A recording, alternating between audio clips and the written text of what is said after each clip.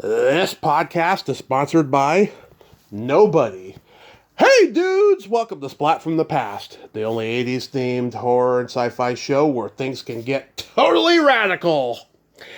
Now today I will be welcoming back the beautiful, the talented Elizabeth Gorcey. Man, we have not talked since 2018. I had her on twice that year, and I'm having her back on. We are going to celebrate the 40th anniversary of Footloose.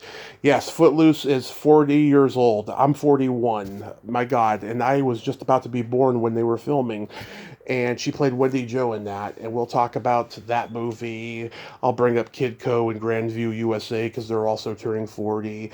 And I want to bring up some of her TV stuff as well. You know, she was on Highway to Heaven and Max Headroom and a couple other shows. And of course, she's a filmmaker and producer and stuff. And it'll be another great conversation. You know, it's been 6 years, and I love her. She's real, she's awesome, and she's got a good sense of humor. And also, happy birthday, Mo Howard. I realized he would have been in his hundreds if he were alive today. Mo Howard of the Three Stooges, one of the greatest comedy bullies of all time. Happy birthday, Mo. So, yeah, here is my new interview with Elizabeth Gorcey.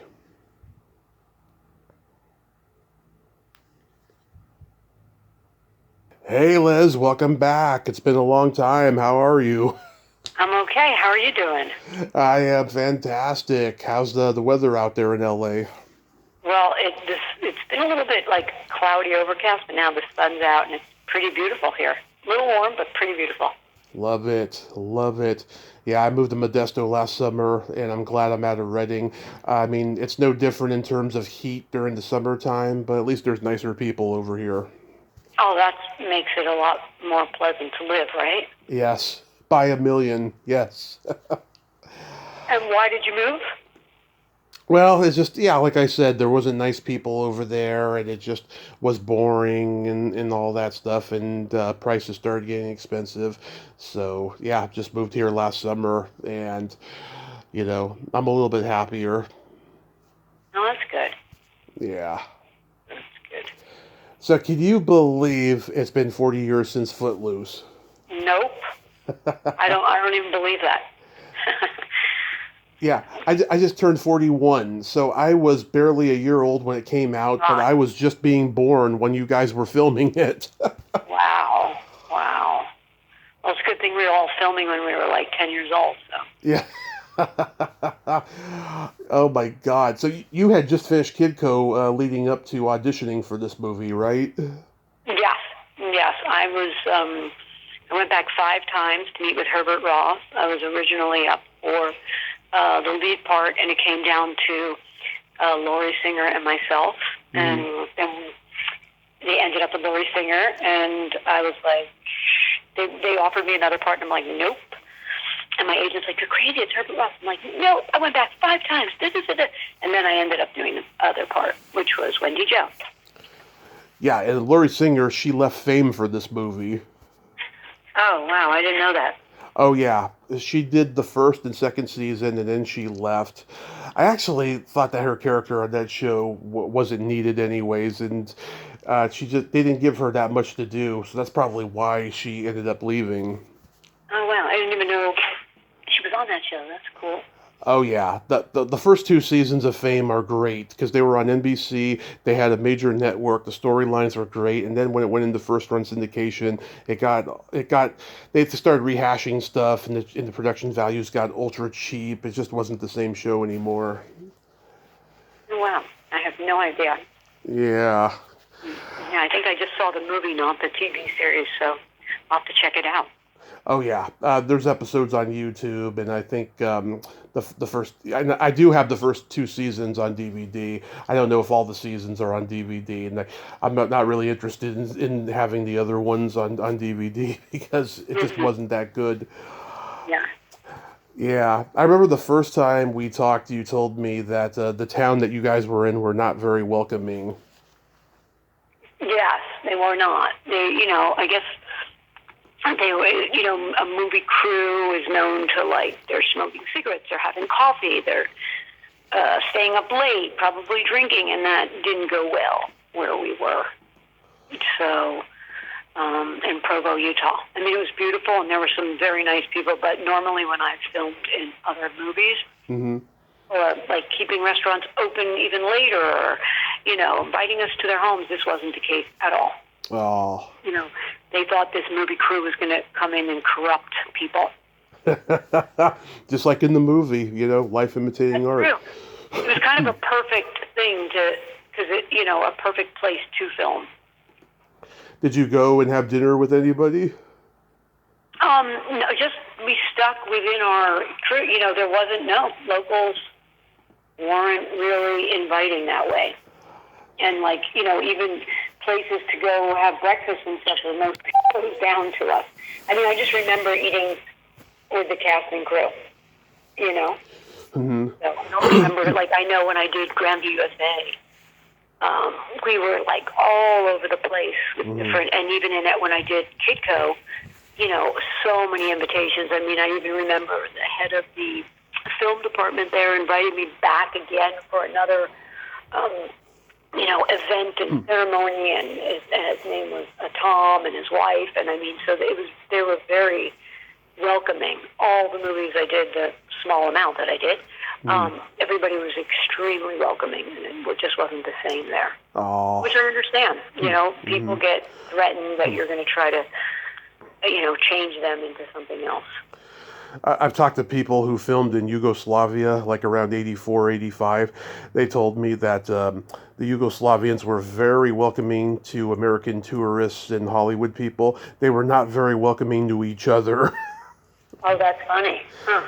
Yeah. Yeah. They were in the middle of the Cold War, and there was a lot of disagreements over politics and stuff. Everybody knew each other in those small towns and stuff, and so there was a lot of disdain for people who disagreed with each other, which is what we're going through these days. Right now, you mean, in the United States? Yeah, what we're going through now. It's just that's imitated, it's imitated that aesthetic, unfortunately.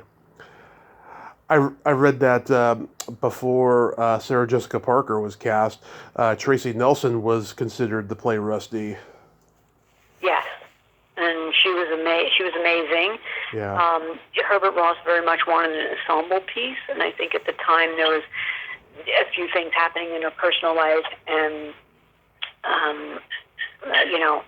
I was really upset by that. Mm-hmm. And I remember even going into him and saying, why didn't you give us a chance to, why did you just let her go? And, why didn't you give us a chance to, try to help her? Yeah. She's great. A lot of things I've seen her in, she's great in. Yeah, and just a great person as well. Mm-hmm. Yeah, Sarah Jessica, she had just done Square Pegs, and she had been Annie on Broadway. She had a lot of experience under her belt when she did this movie. She was only 18. Mm-hmm. Yeah. So, yeah, she was fun. We were, I think, on the movies that we were basically inseparable, Mm-hmm. So we had a lot of fun on there. And was it her and Chris Penn interested in each other in real life as well? Yes. Mm-hmm. Yeah. Yep. Because the next movie that Chris Penn made was The Wildlife. Him and Sherilyn Fenn had a romance on that movie. Mm-hmm. Yeah, he was a good guy. It's sad, how short his life was. I know, he was so talented, and he was very handsome when he was younger, and then as he gained weight, that was just a complete, oh my God, what is up with that? It was really, really sad. Yeah, and he was a really nice guy too. Just a really sweet guy. I've heard that about the Penn brothers, that they're all great guys. Yeah. Yeah. True. Very true. And then Tom Cruise was allegedly considered for Ren, but because the buzz about Risky Business got out and stuff, but he was filming All the Right Moves at this time. Oh, I didn't even know that. I had no idea. Yeah. Oh, wow. I thought that was interesting. Yeah, I never knew that. It's funny because one of the films I did with, do you know who Gary Walko is? The director Gary Walko? Gary Walko? I've heard that name, yeah. I did the movie called Trouble with Dick with him. Oh, yes. And I just recently, we've always stayed in touch, and I did another movie recently with him. Oh, with Kelsey Grammer. Uh-huh. There's just a couple of scenes that Gary wrote for me because he always puts me in his movies, called Lars. But we were recently talking about The Trouble with Dick, and I didn't know that it came down to myself and Meg Ryan. Mm-hmm. So I was like, I had no idea. Like, I never knew who the other person was. I was put on hold, and then it was between the two of us. So I know a lot of times you never know who the other people are. Like, I had no idea when you told me about Tom Cruise. I had no idea. Yeah, like I think Herbert Ross was shown the underwear dancing scene in Risky Business, and he was like, "Oh, he's perfect," or something like that. Yeah. Kevin couldn't have been a nicer guy. So. Yeah. And was that you painting your nails in church?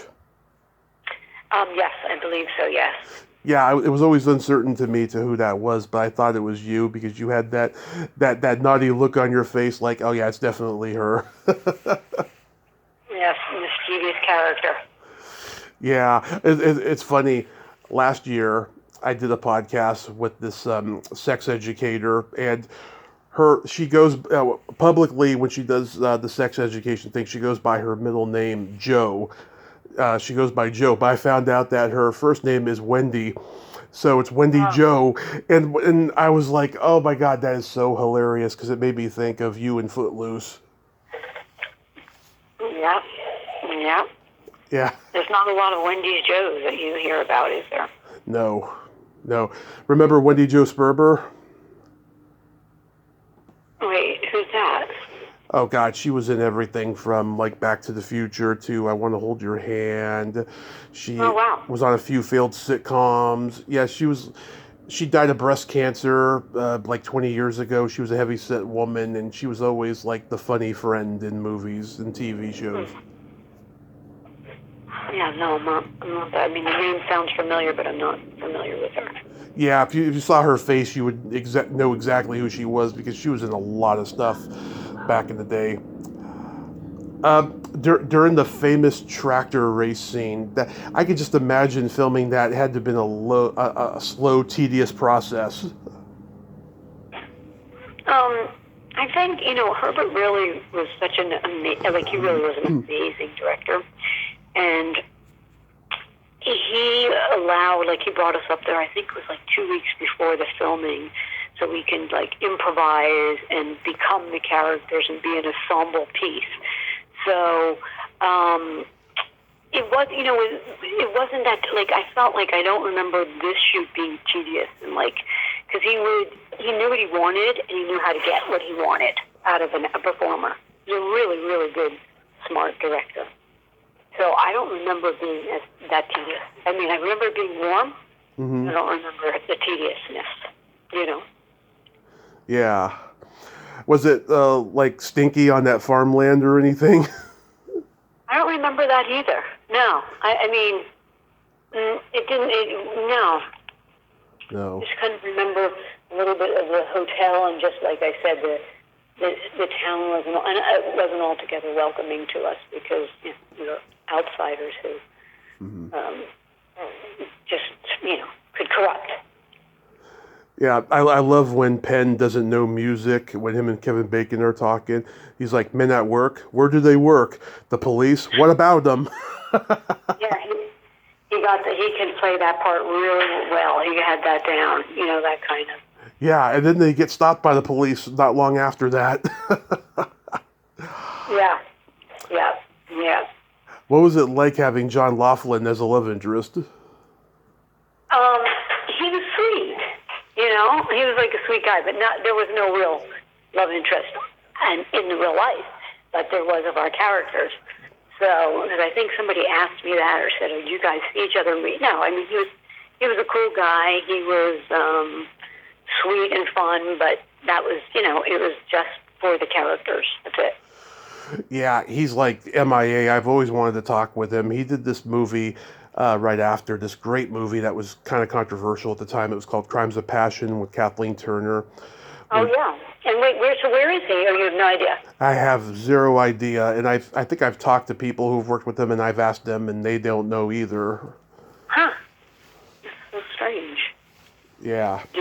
Yeah, I have not I've not heard from him, or, once you do a movie, you know how that goes sometimes. But then you run into people, but I haven't run into him.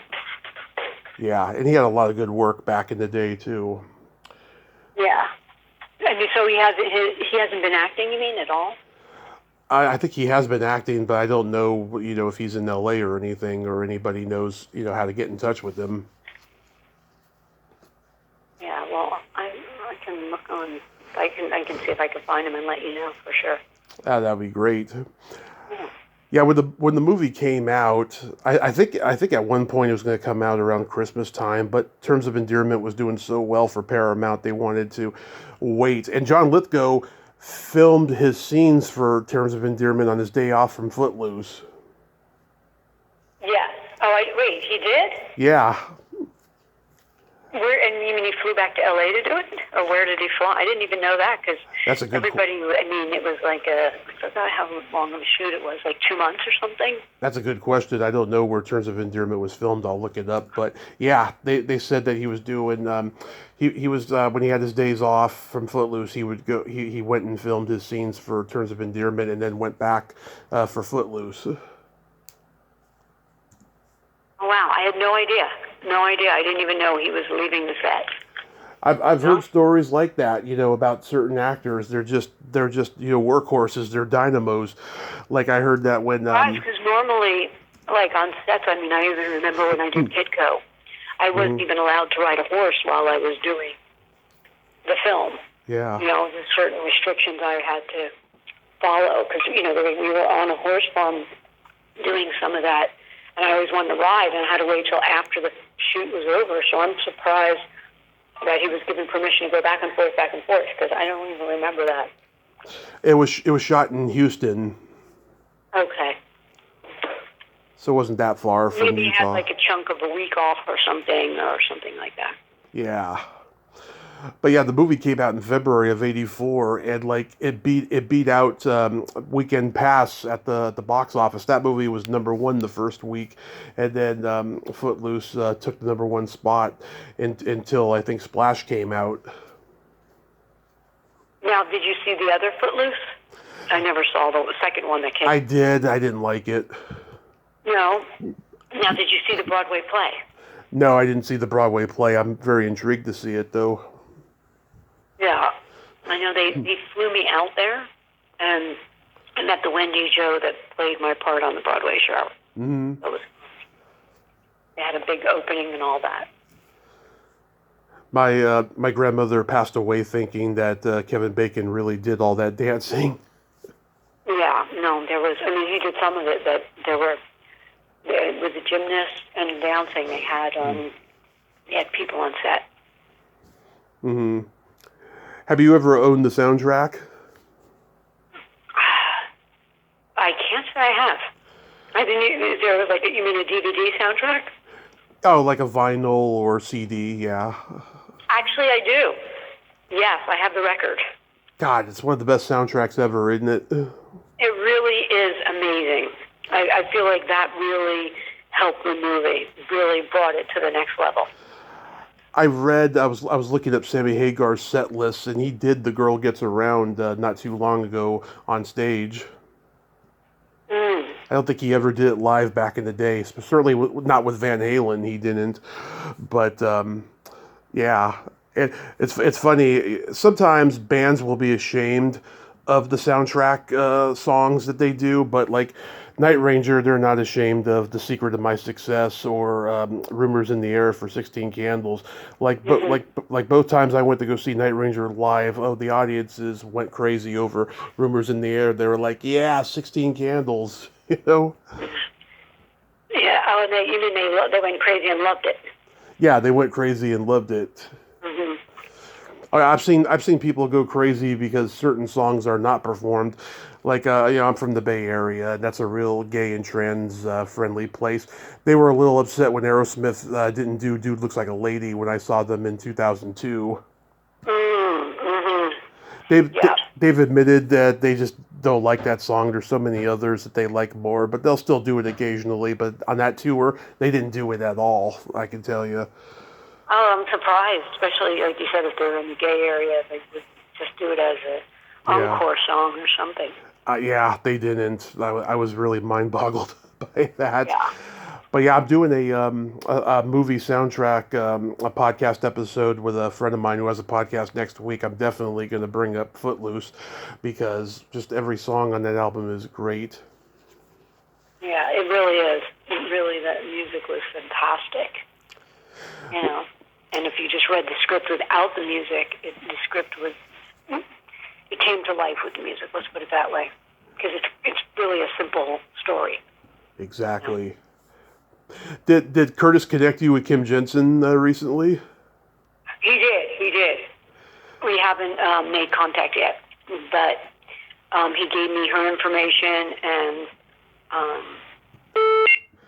email her.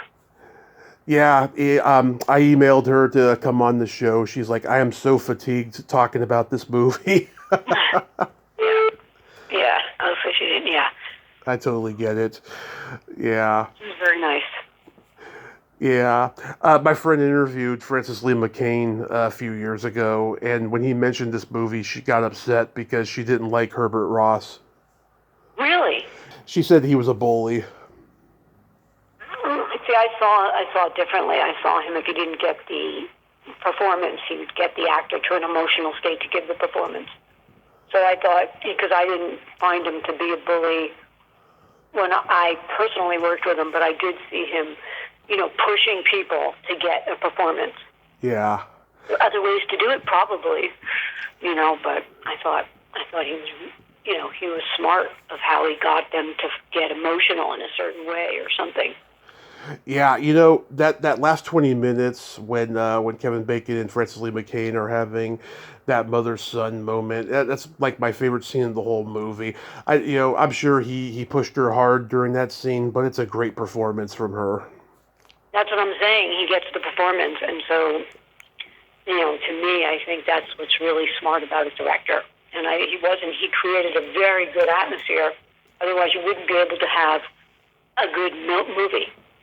Mm-hmm. I've been on other atmospheres of movies where they weren't like that. It wasn't like everybody I thought he created a great atmosphere. And did he get in a certain way if somebody didn't give a performance? That's right. And he has every right. He knows what he wants, and he knows the actor can deliver it. So I thought actually he was helping them. Yeah. I mean, because I know he came from theater and Broadway, and those people have real high standards. Certain people who come from theater and Broadway, like someone told me that Henry Winkler, when he was doing Happy Days, he came down hard on somebody because the person didn't show up for a rehearsal and all of that stuff, and again, with that theater thing, they got high standards. They want everybody to be professional, prepared, there, or don't come at all, kind of an attitude. Yeah, and I would say that, Herbert had that. He was very professional, very high standards, and he wanted the best out of everybody. So, you want a director that wants that instead of who ignores you and doesn't really give much. A few years after this, he directed Michael J. Fox, who you worked with in Teen Wolf in The Secret of My Success. Yep. Yeah, Herbert Ross worked with everybody. Lots of great people. He really did. He was really... And he was, I think he started out as a choreographer. That would make sense, because choreographers, they have that same aesthetic, and they're kind of diva-like. Yeah, and just getting every beat. So, his wife was a choreographer. Which one? Because I know there was one on the set. Probably the one in the 80s. He was married a couple times? I believe so, twice. So I think the one who was on the set with us was Nora, because she was definitely, like when I first came to the set, I had really long hair, and then she's like, nope, you have to cut your hair. So she was like working right along with him, not in the directing area, but more on the visuals of like the hair, the costumes. Mm-hmm. So they had other people doing that, and she was definitely on the set watching stuff, for sure. It was definitely Nora Kay. Yeah, she was a ballerina when she was young. Okay, yeah. So that's who was on. Yeah, that was who was on the set. I don't know if she was on the entire time, but she was definitely there. the first 2 weeks when we were, having improv and getting how we're going to look and the costume and all that kind of stuff. Yeah. Did you hear my interview with Cinnamon? No. I have to listen to. When did you do it? We did it back in March, and it was a great interview. We had fun, but then something weird happened a couple of weeks ago. My friend Greg wanted to interview her on his podcast, and I said to her, "Hey, Cinnamon, would you like to go on my friend Greg's podcast?" And she's like, "Sure, how are you?" And then I responded, and I gave her his number and everything. And then couple of weeks went by, and he told me that he hasn't heard from her. So I went to go check and stuff, and she blocked me. I thought that was really, really weird. Why? I don't know. It's one-sided. How do you know? Wait, how do you know she blocked you? I thought when somebody blocks you, you can't even. On LinkedIn, so what happens is, on LinkedIn, it goes from, you see the person's name, and then when they block you, it says username, and then sometimes it'll just be just a blank. The message will remain, but there'll be just a blank on who it is. So probably she deactivated her account temporarily, and then probably did it permanently if she didn't block me. So it's one or the other. I don't know. That could have been that, because I didn't, unless she's. I'll have to listen to your thing. I think. Now, have you ever spoken to Scott Schwartz? Scotty was on not long after the last time you and I talked for the 35th anniversary of A Christmas Story that year. Mm-hmm. At Christmas time, he was great. We talked roughly 2 hours. He loves to talk, that guy, and we just had a blast. Oh, nice. Yeah, he's a good guy. So he's friends with Cinnamon, so. Yeah. And I'm working on Tristine. She's on Twitter, and she's hit and miss, but hopefully it'll happen. No, I'm sure it will. Yeah, the only one I've kept in touch with really is Scotty. So, yeah. We recently lost Emmett Walsh. Recently, he played your dad in Grandview, U.S.A. I know. I loved him. He was fun too. He was good. He was a good guy. Well, God, I remember Roger Ebert said, any bad movie with Emmett Walsh and Harry Dean Stanton, it makes it all worthwhile because they are the two best character actors working today. Back in the '80s when he said that. True, and he was an amazing character actor. Amazing. I just remember when he was the psychotic hunter in The Jerk, when he's like shooting at Steve Martin, die gas pumper, and then later he's a private detective, and now he like wants to deliver some classified mail to him, which is bizarre. He's like a schizophrenic character. Yeah. And it was perfect. Yeah, he was perfect for that and stuff. But yeah, so like, did he give you any advice on that set?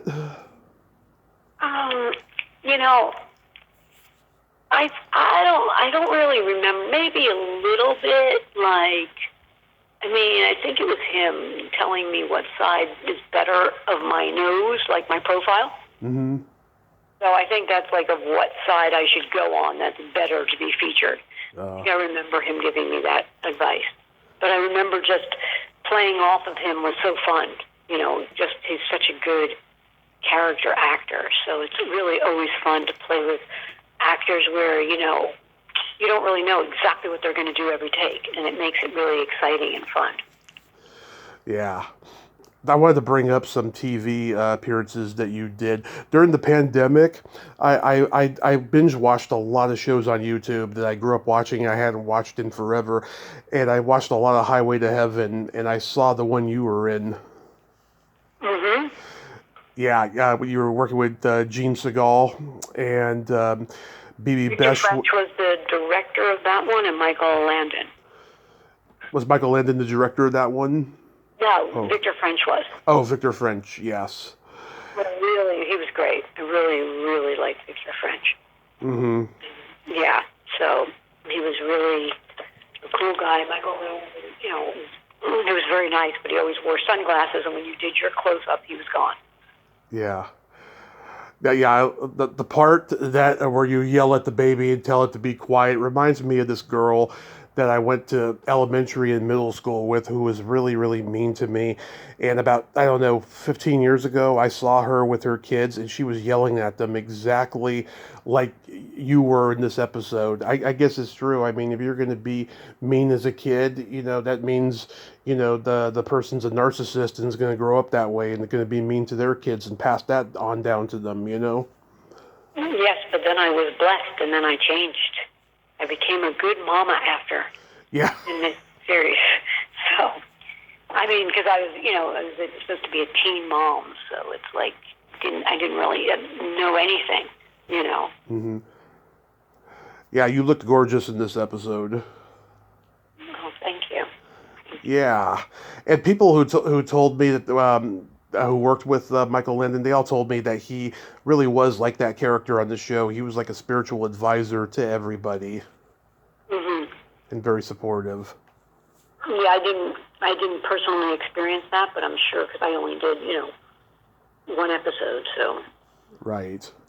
But you wouldn't have been able to work that many consistent years in all of the, TV series that he's had. Little House on the Prairie, and then yeah. So he kept the same people. So, I never heard any tantrums or anything like that. So that's probably why. He had a lot of kids working. Some of his kids used to work on the set as well. Mm-hmm. Oh yeah, he was very disciplinary with his kids when it came to like watching TV. I heard, he wanted them to work and experience life and all that stuff. Mm-hmm. Yep. Yep. You did a new Mike Hammer episode. Yes. Oh my gosh, it was going to be. They tested 3 of us, and then I guess they're waiting to hear it, and then I ended up getting it, but then the series was canceled. Oh God. Yeah, and he was great, and Stacey oh my God, I'm going to forget the producer's name who passed a while ago. I really liked him too. I forgot his name. I could look it up, but yeah, my friend Karen Richmond was in the episode. Oh wow. She was on Gidget at the time. She was playing Gidget during that time and stuff. Oh, cool. I can't believe I can't remember his name, because I remember after doing the show, they were so gracious, and Stacy Keach sent me a huge thing of flowers. Oh. Welcomed me to the show. And That's then, nice. Oh my God, his name is on the tip of my tongue. Yeah, Peter Scolari was in that episode, and Mr. Belvedere was in that episode. It's Jay, what's his name? Jay Bernstein? Jay Bernstein, that's it. So that was who. He was really a nice guy, too.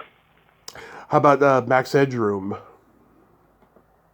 That was really fun. I remember, like, when I used to audition when I first came into town, I didn't know, like, any rules or anything, so I just kind of did what I wanted to. So when I would come into a room to audition, I would, like, rearrange the room. I would tell people, if somebody was sitting at a desk and I needed a desk, I'm like, do you mind sitting over here? And then I would just go, Mm-hmm. I remember with the Max Headroom, because I was playing a revolutionist, I had some crazy outfit on. And I came in as the part. And I remember that I remember the director coming out when I was leaving and saying, look, you got the part. And I was like, wow, because I never heard, that was fun shooting. It was fun. Yeah, I used to love that show. I found out later about the Cinemax show that Max Headroom had on, where they had like a lot of clips from like old movies and stuff. It was just basically Max Headroom just introducing things while some guy like watched him on TV or something. Yeah. I don't think I've seen the whole series, and I know that also a really wonderful actor, Jeffrey Tambor, who I used to go to class with. Beverly Hills Playhouse. Beverly Hills Playhouse, yeah, he was in the show as well. So wonderfully eccentric character actor. He really is. He's another really, really wonderful actor. He makes me laugh in that Pacino movie, Injustice for All. Mm-hmm. The way he like takes that wig off his head and puts it on Pacino at the very end, and then the credits start rolling up. Yeah, he's really a very creative actor and highly talented and skilled. Mm-hmm. How about Beauty and the Beast?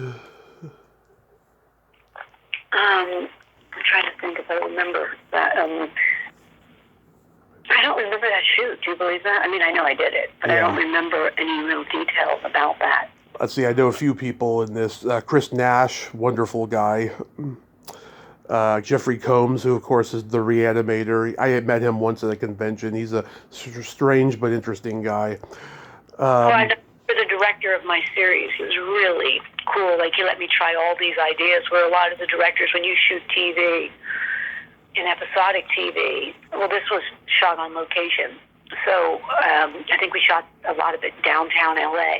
Thomas Wright. There's a little freedom, but when you're shooting on in a studio with like a set, it's like kind of hit your mark and say your line. But I remember this being shot very much like film, so I loved it, and I loved the director I worked with too.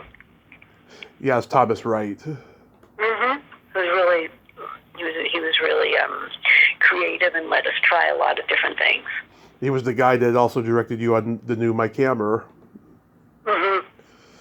Yeah. Also, Merritt Buttrick, who died of AIDS, was in that episode. Everyone knows him from the Star Trek movie sequels. Oh, yeah. Yeah. And Mayim Bialik was in that episode. Oh, wow. Yeah, she was young. She hadn't even done Beaches yet. That's probably the first thing she ever did. When I heard you on Curtis's podcast, you guys talked about your brother's connection to Bruce Springsteen.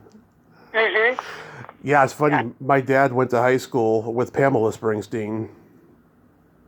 Oh, wow. And where did your dad go to high school? In San Mateo, California, because the Springsteens, they moved to California at some point the mid-70s, and she was in my uncle's class, and like my dad, he was older, he was the go-to guy for pot and alcohol and all that stuff, and so he hung out with her a little bit, and I actually DM'd her on Facebook 6 years ago and told her who I was and stuff, and I wanted to just say hello, and she said, "Oh, tell your dad I said hi. He was the nicest guy I knew when I lived in San Mateo." Oh, wow, that's so sweet. That's really nice.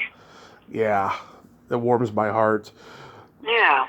Well, now Bruce lives mainly in Rumson. So your brother saw him play like in his early years, right? Yeah, and he was part of, Bruce used to do concerts that would benefit the Boys and Girls Club of New Jersey. Yeah. Parts of New Jersey, I don't know if it was Asbury or where. So my brother used to help with that and raise money for the Boys and Girls Club. So wow. He never supported our rec department. That's how my dad actually met Pamela, through the rec center that they used to hang out at. It would have been funny if he had endorsed ours and stuff. My dad did get to meet him once.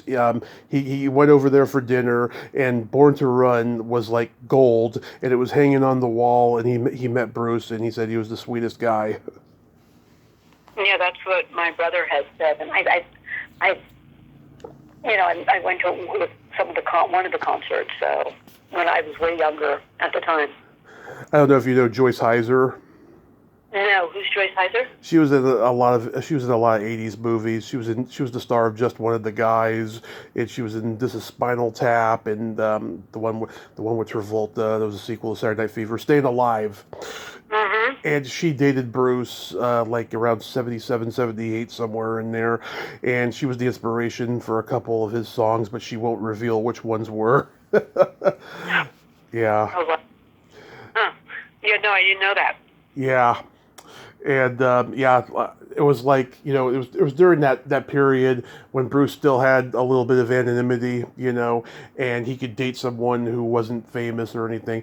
But then, of course, he married Gillian Phillips for like a year when he was on the Born the U.S.A. tour. Yeah. Yeah. And then he married his backup singer, and they've been together ever since. I know. That's what I heard. I know. I mean, from all the people that I do know who live in Rumson too and met him, they have nothing but good things to say about him. Yeah. So, you've been directing much lately? I've been doing more painting. I just had a piece in the U.S. exposition at the Tokyo Metropolitan Museum in Japan. So I have a piece there. I have another, which is still going on the show. I didn't get to go this year, but I'm hopefully if the lady picks me again, I'll go next year. And then I have another show in Oceanside, which is disrupted realism. And then I have another show coming in Armenia. And so I have a lot of exhibitions going on. That is so awesome. Yeah, because I saw you directed a TV movie with a funny title, Peeling the Stinky Onion. Yeah. So that's about, peeling sort of your character down to what your own faults are and how you can change. Mm-hmm. That was during the pandemic. I like that title. It's very subversive. I put that in the same category as like the Vagina Monologues or stuff like that, with that kind of a title. Yeah. It was fun. It was a fun little project. Yeah, that's awesome that you're doing a lot of art and stuff, because I see it, posted on Facebook all the time. Mm-hmm. Yeah. How long do you usually take to draw one of those paintings? Like a day or a couple of days a week? I only go like once a week. Mm-hmm. So, but I'm going to be getting hopefully my own studio soon, and then I'll be doing a lot more. But it really just depends. It depends. I usually paint over old paintings, so I'll take a painting, because I used to paint when I was little, like 10, 11, or, even 15, so I have some of the canvases, so I just paint over them. So if you were to see one of my paintings, there's probably one or two paintings underneath it. Mm-hmm. Are you eventually going to have, like, a gallery? Yeah, I have a few galleries where I have stuff. That you mean a gallery representation, you mean, right? Right, yeah. Yeah, I'm like sure an open house. At some point, yes. I used to go to art galleries. I just did it for the free alcohol and to meet girls back when I was like 30. And yeah, I mean, they could be fun. There's some people you could tell how delusional that they are. You take one look and you're like, oh my God, it looks like that they drew in kindergarten and they never progressed beyond that. But then every once in a while you find gems there, like yourself. Thank you. Yeah, no, it's true. I guess it's like actors too, right? You never know what makes one. Some are more skilled than others. Some, have more heart than others. And some you're wondering, like, how did they get where they got, right? Right. So I think it's really subjective, any type of talent, whether it be, pretty subjective. I mean, there's some that just are exceptional and stand out. But others, it's just pretty subjective, whether you like, there's so many forms of art. There's realism, there's abstract, there's surrealism, there's all this stuff. And it really is a matter of taste. It is a matter of taste, absolutely. I forgot to mention, I might be interviewing Susan Your City soon. Oh, wow. Yeah. I was connected to Lori Griffin for a while on Instagram, and then she deactivated her account, it looks like. Yeah, Susan and I keep in touch every once in a while, Yeah, because I've had Mark Arnold on, and Charlie Zucker, and Matt Adler, and Jim McCrell. Oh, great. So the whole crew. Yeah. Oh, and I forgot to mention, Kevin Bacon is in the next Beverly Hills Cop that's coming out pretty shortly. Oh, wow. I didn't know that. That's pretty cool. He's going to play the chief of police in this one. Oh, wow. Yeah, Eddie Murphy and the whole crew from the original is going to be like back in this one. It's going to be on, I think, Netflix or something. Oh, cool. I didn't even know that. That's great. Yeah, 1984, it was a magical year for Paramount. They had Beverly Hills Cop and Footloose, and Indiana Jones and the Temple of Doom, and Star Trek 3, and all these, great movies that, made a lot of money for them that year. Oh, that's totally cool. I had no idea. I'm glad you're doing that. I know, they've been planning this fourth sequel for about 25 years or something, and finally they came to an agreement on it, because I guess it went through many, many drafts and stories and all that stuff. Because I know they weren't satisfied by the third one. Oh, cool. Well, that's awesome. Liz, I thank you for coming back on and celebrating 40 years of Footloose with me today. Well, thank you so much. I appreciate it. I'm glad you found a new location where you like to live better than your old one. Yes, absolutely. And I hope you have a great summer. Keep creating art, whether it's in pictures or motion pictures. Yep, I will. And then I have a children's book coming out. It's the fourth one of the series that I do with my daughter. Love it. So we have another one coming out that she wrote totally, called Standing Tall, and Live on Life children's book series. Love it. I hope it does very well for you too. So have a great rest of your day. You too. Bye-bye. Bye. Well, there you have it. Liz Gorcey. Ain't she a sweetheart? Oh my God, what an awesome, awesome person she is. She's so great. And I'm glad we could have this conversation today. I'm just so blessed. That's all I can say. I'm so blessed with the amazing people I talk to and the ones who keep coming back. Loyalty. The key word is loyalty. I freaking love it. I love it. Well, until next time, this is Tommy Throwback Kovac saying there's no shame in living in the past because the present sucks. Later, dudes.